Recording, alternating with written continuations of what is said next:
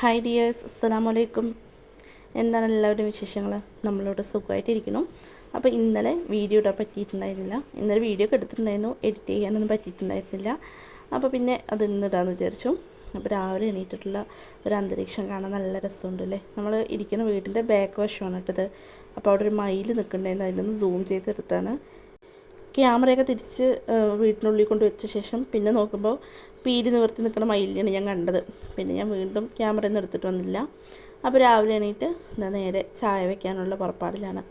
അപ്പോൾ പാക്കറ്റ് പാലാണ് കേട്ടോ. ഞാൻ എപ്പോഴും പറഞ്ഞ പോലെ തന്നെ കവർ പാലാണ് നമ്മൾ ചായ വയ്ക്കുന്നത്. പശുവും പാലും ഇവിടെ അടുത്തൊന്നും അങ്ങനെ കിട്ടാൻ ചാൻസ് ഇല്ല. അതിന് ചായക്ക് ആദ്യം പാലും പൊടിയും പഞ്ചസാരയൊക്കെ ഇട്ടിട്ട് പിന്നെ ഞാൻ ബാക്കി പണികളിലേക്ക് പോവുകയാണ് ചെയ്യാം. അപ്പോൾ ചായ കുറേ നേരം തിളയ്ക്കണം, അപ്പോഴാണ് ആ ചായൻ്റെ ടേസ്റ്റ് കിട്ടുക. അങ്ങനെ ഒരു കയ്യിൽ ക്യാമറയും പിന്നെ ഒരു കയ്യിൽ ഗ്യാസ് ലൈറ്ററും കൊണ്ടൊക്കെ ഞാനിങ്ങനെ തിരയുകയാണ്. കാരണം ക്യാമറയിൽ നോക്കിയിട്ട് ചെയ്യുമ്പോൾ നമുക്ക് കറക്റ്റായിട്ട് ചെയ്യാൻ കിട്ടാത്ത അവസ്ഥയാണ്. അപ്പോൾ ഒരു ട്രൈപോഡ് എനിക്ക് അത്യാവശ്യമാണ്. ഇൻഷാ അല്ലാഹ് അത് വാങ്ങിക്കണം എന്ന് വിചാരിക്കുന്നുണ്ട്. ഓരോ തിരക്കും കാര്യങ്ങളൊക്കെയാണ്. ഇപ്പോൾ സ്കൂൾ തുറക്കുന്ന സമയത്തൊക്കെ നല്ലൊരു ചിലവാണ് അല്ലേ.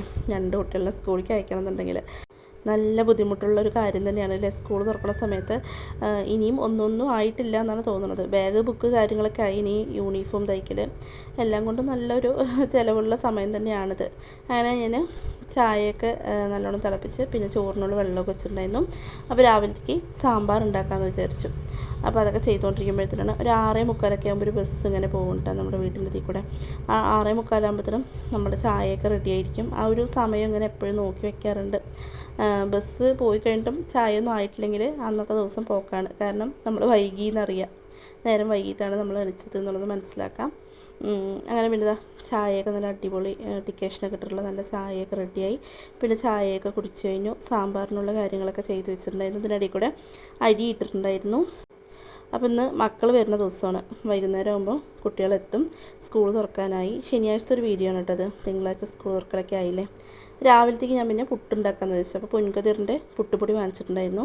അപ്പോൾ പൊൻകതിറിൻ്റെ പുട്ടുപൊടിയിൽ നിന്ന് കുറച്ചെടുത്തു. പിന്നെ നമ്മൾ പൊടിച്ച് വെച്ച പുട്ടുപൊടി ഉണ്ട് ഇവിടെ. അപ്പോൾ അതൊന്നും കൂടി കുറച്ചെടുത്തിട്ട് മിക്സ് ആക്കിയിട്ടാണ് ഉണ്ടാക്കുന്നത്.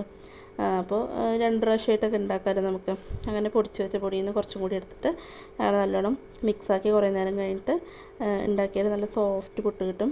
പിന്നെ അതിനിടയിൽ തേങ്ങയൊക്കെ ചിരകിയിട്ടുണ്ടായിരുന്നു.